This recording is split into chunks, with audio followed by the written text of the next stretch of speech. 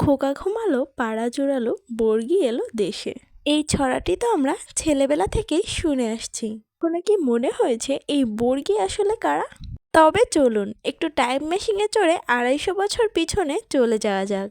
বর্গি শব্দটি এসেছে ফার্সি বার্গিস শব্দ থেকে, যার অর্থ প্রাচীন মারাঠা যোদ্ধা। বুঝতেই পেরেছ, যাতে তারা মারাঠি, হাতে থাকতো তীক্ষ্ণ ফলা ও বর্ষা।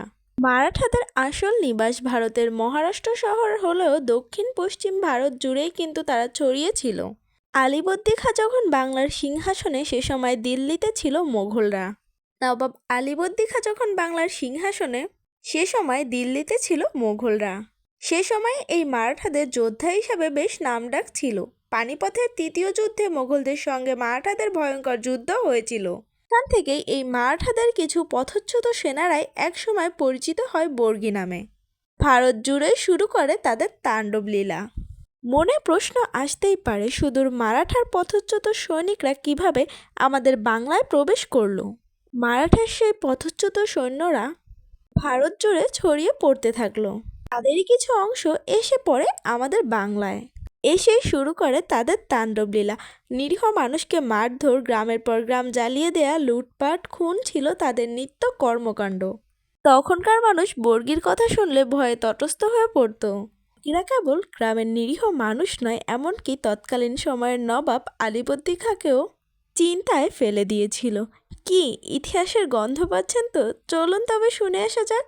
আলীবর্দী খাঁ তখন বাংলার সিংহাসনে। সে তো আগেই বলেছি, শ্যালক রুস্তুম জং ছিল উড়িষ্যার উপশাসক অথবা নায়েবে আজম। কি এক কারণে রুস্তুম জং আবার বলে বসে, আমি খাঁ সাহেবের কর্তৃত্ব মানি না।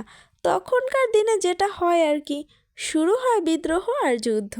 সে যুদ্ধে রুস্তুম পরাজিত হয় আলীবর্দী খাঁর কাছে। রুস্তুম তখনকার মতো রণে ভঙ্গ দিল, কিন্তু তককে তককে ছিল কখন কি করা যায়। সে সময় নাগপুরের রাজা ছিল রঘুজি ভোসলে। যথারীতি রুস্তুম ভোসলেকে গিয়ে ধরলেন। উড়িষ্যা তার আবার ফেরত চায়। ভোসলের সাহায্যে রুস্তুম আবার উড়িষ্যা দখল করলেন। কিন্তু রুস্তুমের কপালে বেশি দিন সুখ সইল না। আলীবর্দী খাঁ আবারও রুস্তুমকে হারিয়ে উড়িষ্যা নিজের কবজায় করে নেন। ওদিকে সর্বনাশ যা হওয়ার তা তো হয়ে গেছে। ততদিনে আবার বর্গিরা বাংলায় এসে আক্রমণ শুরু করে দিয়েছে। বর্গিদের সর্দারের নাম ছিল ভাস্কর পণ্ডিত। খবর এলো এরা নাকি মুর্শিদাবাদেও আক্রমণ শুরু করেছে। বর্গিদের আক্রমণ ঠেকাতে সৈন্য সামন্ত নিয়ে চলে এলো নবাব। তো বর্গিরা ছিল ভীষণ চালাক ও চতুর। নবাবের বাহিনীকে তারা ঘেরাও করে রাখে, আর তারা সব রসদের পথ বন্ধ করে দেয়। সেবার অনেক কষ্টে বর্গিদের হাত থেকে নিস্তার পেয়েছিল নবাব। পরও আক্রমণ আর কমছে না। পুনরায় নবাব আলীবর্দী খাঁ সৈন্য সামন্ত নিয়ে বর্গিদের দেশ ছাড়া করতে আসলেন। তো বর্গিরা কি এত সহজে পিছু হটবার পাত্র? তো মুর্শিদাবাদ থেকে তারা পালিয়ে হুগলিতে গিয়ে নতুন আস্তানা তৈরি করে এবং গ্রামবাসীদের কাছ থেকে জোর করে খাজনা আদায় করতে শুরু করে। ছড়ায় বলা হয়েছে, বুলবুলিতে ধান খেয়েছে, খাজনা দেব কিসে? এই খাজনা কোথা থেকে এসেছে বুঝতে পেরেছেন? এদিকে ব্যবসা বাণিজ্য লাটে ওঠার জোগাড়, মানুষ না খেতে পেয়ে মরার পথে। আলীবর্দী খাঁ কম চেষ্টা করেনি। জানলে অবাক হবেন, এমনকি নবাব কূটকৌশলেরও আশ্রয় নিয়েছিল। ২১ জন বর্গী সহ ভাস্কর পণ্ডিতের আমন্ত্রণ করে জানান নিজের তাঁবুতে। আমন্ত্রণ রক্ষা করতে এলে তাদের অতর্কিত হামলা চালায় নবাবের লোকেরা। ভাস্কর পণ্ডিত মারাও যান, কিন্তু লাভের লাভ কিছুই হয় না।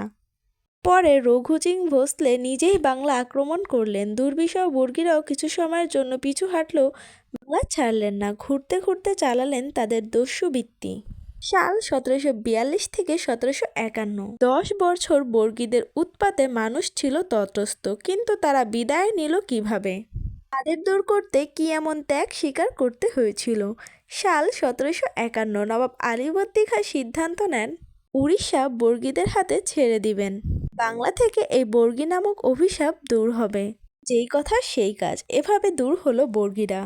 এই দীর্ঘ ৯ বছরের নিষ্ঠুর তাণ্ডব বাঙালির হৃদয়ে ছাপ ফেলে যায়। বাংলার এই অঞ্চলের মানুষের মনে ততদিনে পাকাপাকিভাবে ওই ছড়াটি বসে গেল। খোকা ঘুমালো পাড়া জোড়ালো বর্গি এলো দেশে, বুলবুলিতি ধান খেয়েছে, খাজনা দিব কিসে?